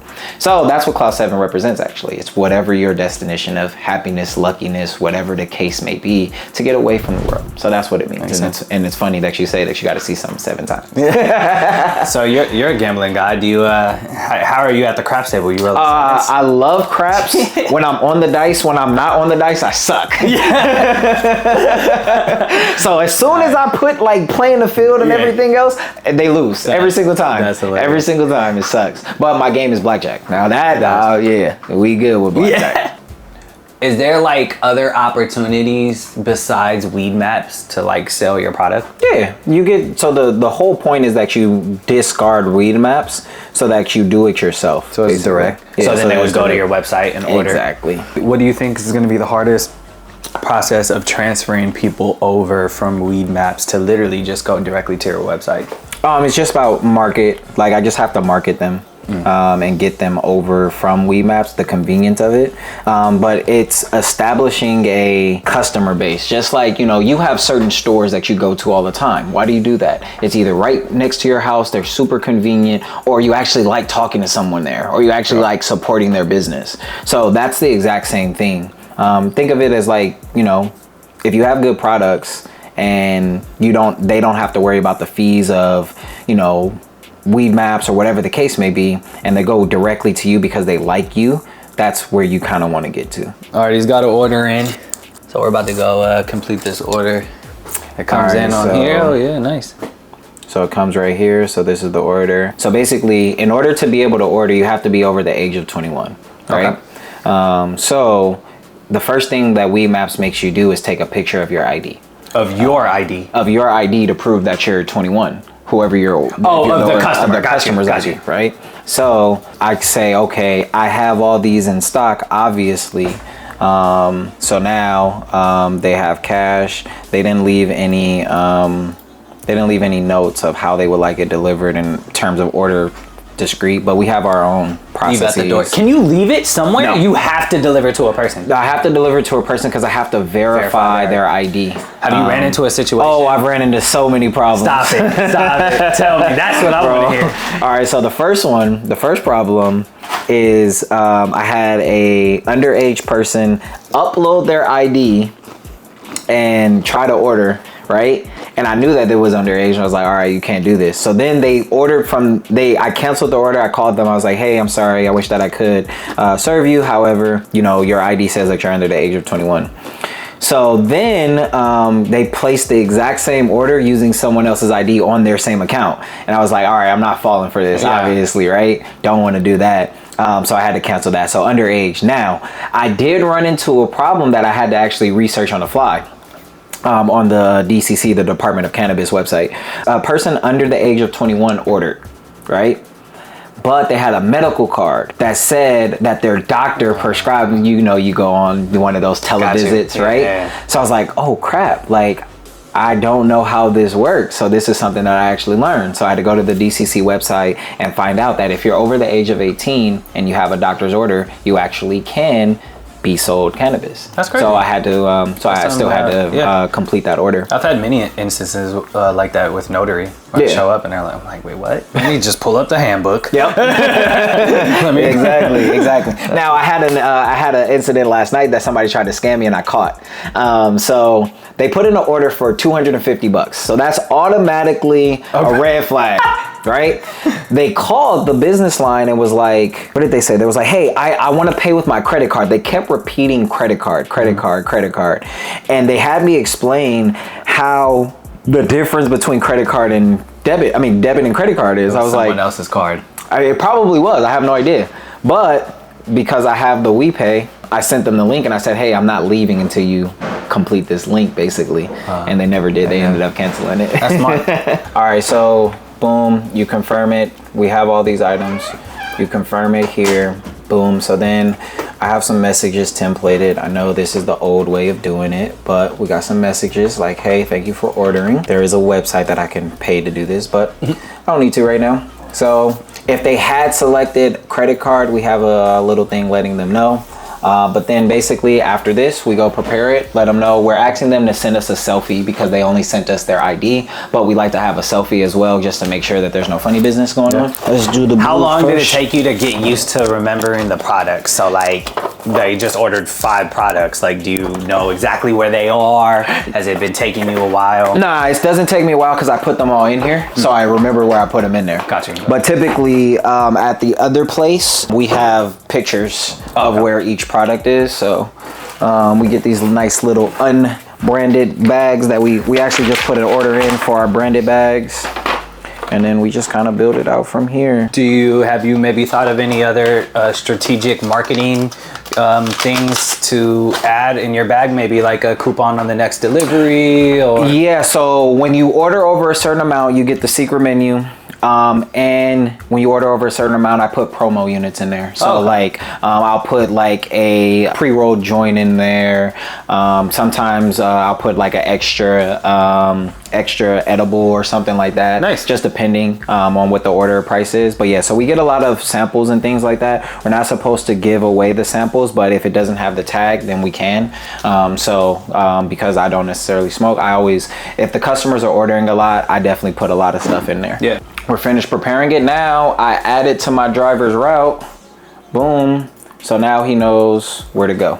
Are there any monthly costs for licenses and stuff?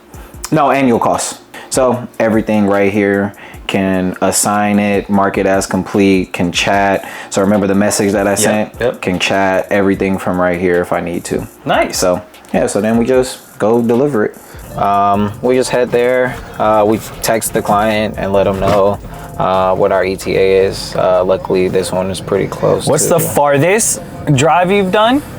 And what's the shortest? The shortest drive was like 3 minutes, and the furthest drive was off Carlos, because we're located here in Pinole, was off Carlos Boulevard in Richmond. And that was pretty much the furthest. We did get an order. That's not far though. No. I'm talking about in relation to where we are. We did get an order in Benicia.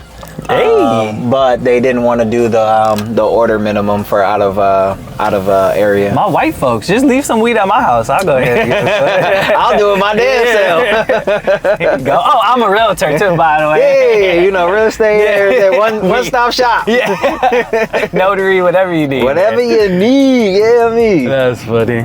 Yeah, But that's what's up. Okay, and then as far as paying your drivers, so how do you go about that? Is a percentage of the order? Is it a flat fee? Do you reimburse them with gas?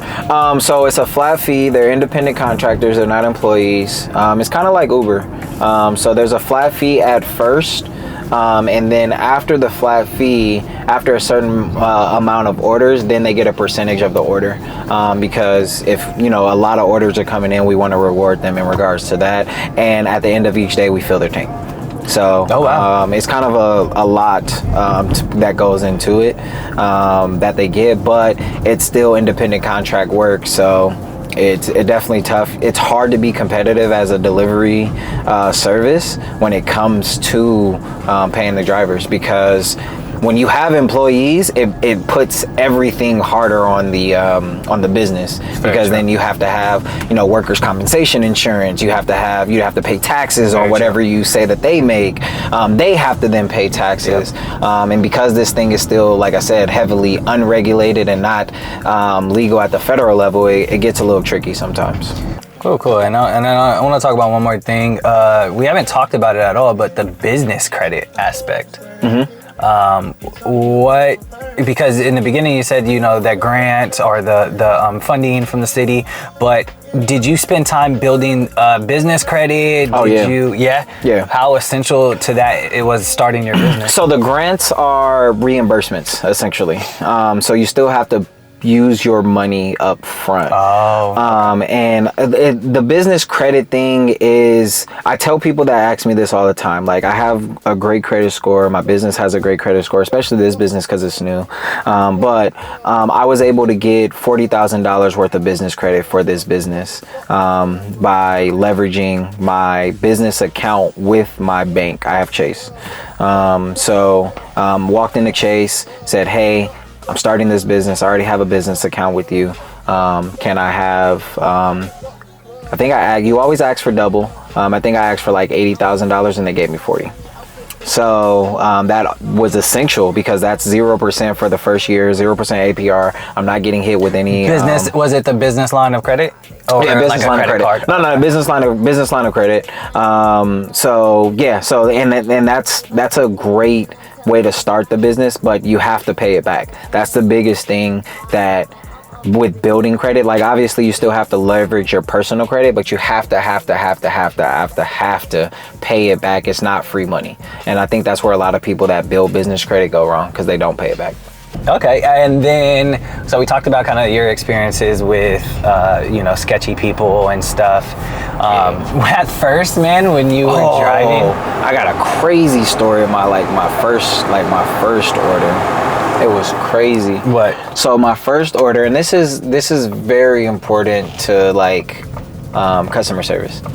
So my first, in my first 5 or 10 orders that I did myself, I had a delivery of about $70 down a one-way with no street lights. Dead end, no street lights. So I was like, oh fuck, like, I don't know what's about to happen.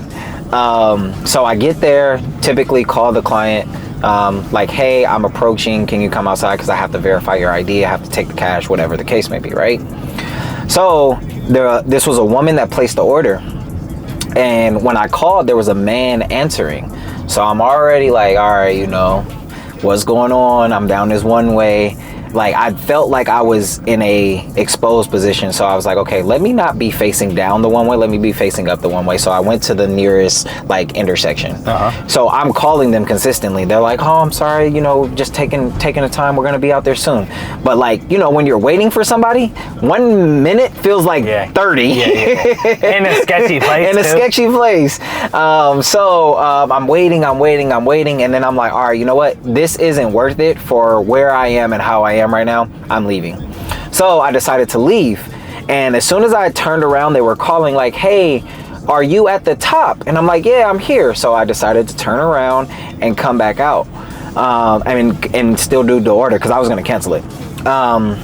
What I found out was the reason why there was a guy answering the phone call instead of the woman that had placed the order was because she was actually deaf. So it kind of made my eyes open, like, hey, just because it seems like that doesn't necessarily mean like that. So I was like super happy that I was able to still stay and complete their order and everything, even though my gut was like, nah, this is sketchy. Yeah. So because, you know, a lot of times those are underserved communities in regards to like, you know, people's patience. Like a lot of people wouldn't have waited the like 10-15 minutes that I waited in order for them to come out, given that, you know, it was a woman that placed the order, it was a man that I was talking to, etc. So like small things like that.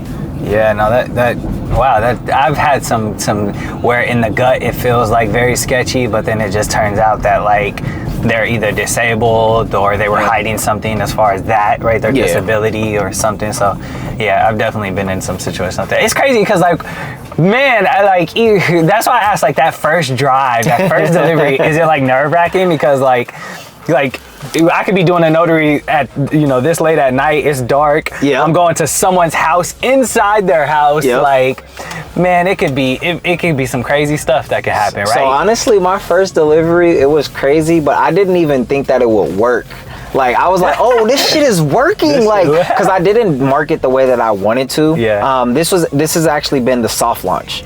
So I didn't market the way that I wanted to or nothing like that. It was crazy, but I was like, damn, this shit works. Like, oh, this is like potentially really gonna work. So it's like your idea coming to fruition a lot of the times. And I was like, wow, this is crazy. So when I reviewed, you know, what we made this month already, I was like, wow, it's crazy. Yeah, so, gets you even more excited. And you're like, exactly. I'm gonna do this, I'm gonna do that. Slow down. Slow down. Slow down. Reel it in. Yeah. Reel it in. That's funny.